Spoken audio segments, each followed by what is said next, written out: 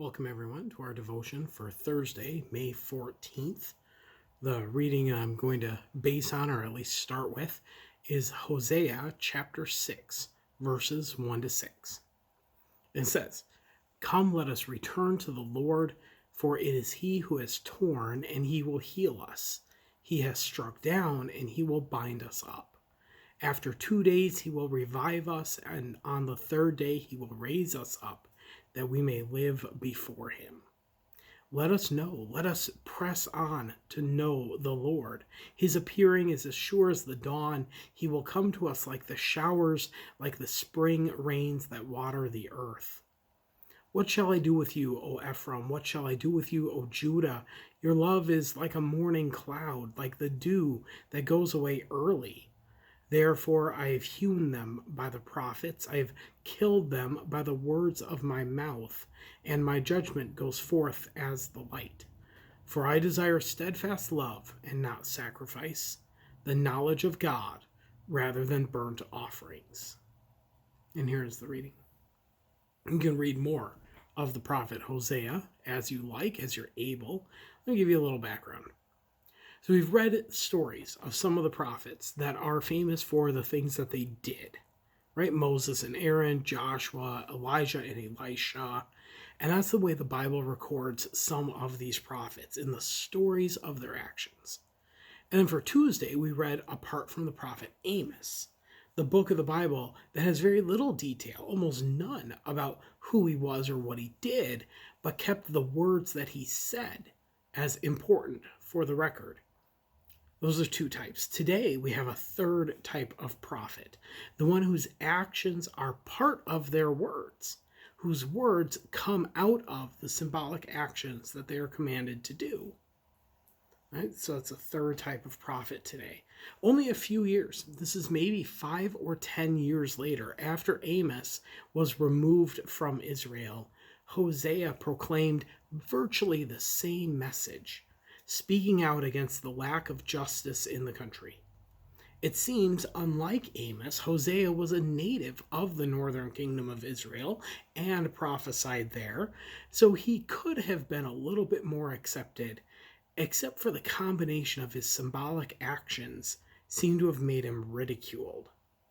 Now, background piece. During this time of relative peace and prosperity in the northern kingdom, the worship rituals of the Canaanite people were especially tempting to the Israelites.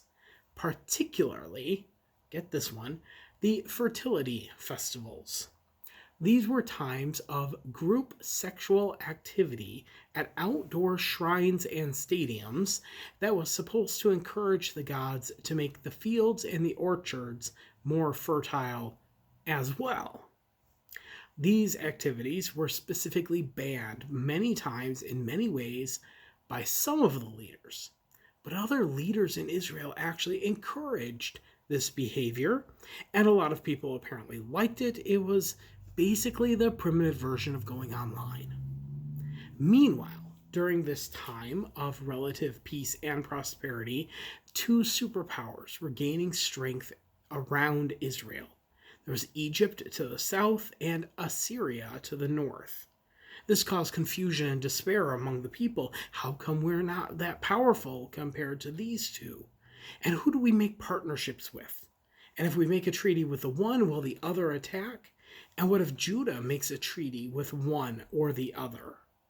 All these questions interfered with the basic operation of the country, this kind of walking on eggshells between these two powerful countries. Into this mix, we have the prophet Hosea, proclaiming that recognizing the other religious festivals and the trusting in other powerful countries are like committing adultery against God. And Hosea acted this message out in his personal life for all to see. God told him to marry a woman who was a prostitute. And they had 3 children together. Each child had a significant name, all to get the point across that God was pretty angry and upset with the way the people have been acting. The book of Hosea tells the story in 3 sections. So the first part, chapters 1 to 3, is the biographical section. telling us about Hosea's life and the symbolic actions that he does. The second part, chapters 4 to 13, the majority of the book, are the poems of Hosea's prophecy, accusing Israel of adultery and ungodly behavior and announcing God's judgment on the people. That just because things are looking good for some, there are all kinds of bad things going on that will undermine and eventually destroy the country. And then the third section, chapter 14, the last bit, is a concluding poem of prophecy where Hosea promises restored life. Overall, Hosea's message is that God desires a relationship with the people, and God will endure an awful lot of our bad behavior to make it work and to win us back. Remember, through all these covenants, God provided the people with land, with descendants, with a relationship based on grace and love. So when we love and worship other things, we break this covenant and we harm the relationship.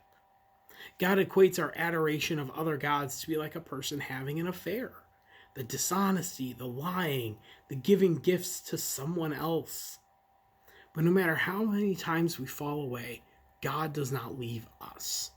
Through Hosea, God reminds us, "Yet I have been the Lord your God ever since the land of Egypt. You know no God but me, and besides me there is no Savior. It was I who fed you in the wilderness, in the land of drought. When I fed them, they were satisfied. They were satisfied, and their heart was proud, therefore they forgot me." Over and over, it seems, we go when we are in need, we turn to God, and then God helps us. But then when we're satisfied, we think it's by our own effort, and then we forget that God provided all the good in our lives, so we just think we can go and do whatever we want until that gets us in trouble, and we have to beg God for help again, and so on and so on and so on. But this is in no way the end of the story. It sounds like it should be, right? Most of us would have a hard time bouncing back from a broken relationship like that. But Hosea repeatedly states that God desires us to return to the family of the one who loves us. And that's where our reading from this book for today comes from. Return to the Lord. Live in the ways of God. Feel what this new life could be like. Hosea said it's like the spring rains that invigorate the ground. And like Amos before him, Hosea reminds his listeners that things like worship and sacrifices, burnt offerings, these traditional religious behaviors are the things that God does not desire. God desires justice and righteousness. Hosea calls it knowledge of God. Do we know God well enough to know what God likes and what God doesn't like? Hosea bases his understanding of God on the story of the Exodus, that God reached down and led the people free, gave the people a law and a land. Hosea uses these examples to say that this is what God likes. God expects us to live together well. God expects all people to have a place to be and to live in peace with their neighbors. Throughout the book, Hosea proclaimed judgment and punishment for the people who failed to live up to God's ways and God's expectations. And yes, the end of the book records this last prophecy of hope. He says, "Return, O Israel, to the Lord your God, for you have stumbled because of your iniquity. Take words with you and return to the Lord. Say to him, take away all guilt, accept that which is good, and we will offer the fruit of our lips." Hosea proclaims God's promise, "I will heal their disloyalty, I will love them freely, for my anger has turned from them."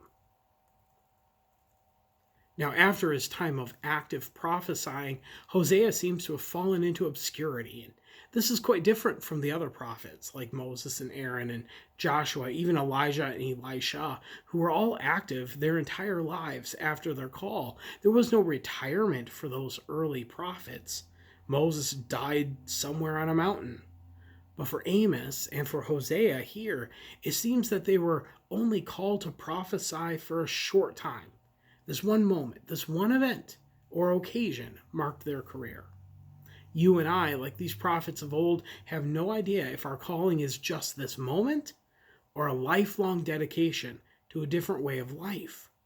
Regardless, we know that this moment, right now, is the time and place that God has called us to actively represent God in the world.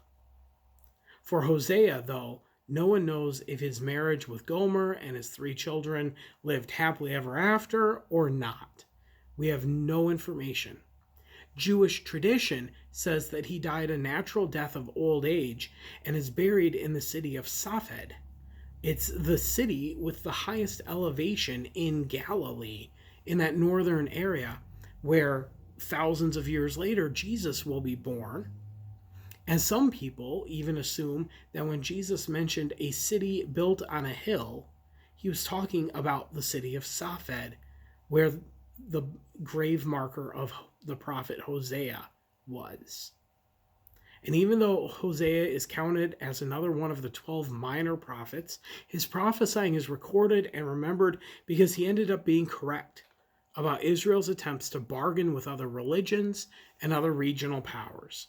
About 50 years after Hosea warns the leaders to stop committing adultery against God, the Assyrian Empire will eventually take advantage of them and will destroy the country.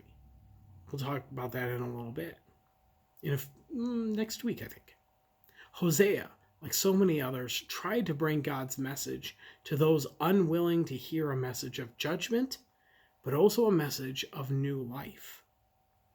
And as for us, after thousands of years have gone by, you and I can still hear Hosea's warnings about trusting in other powers, and we can train our hearts to trust God first, to trust in God alone for all we need. And thanks be to God for that. And God bless you today.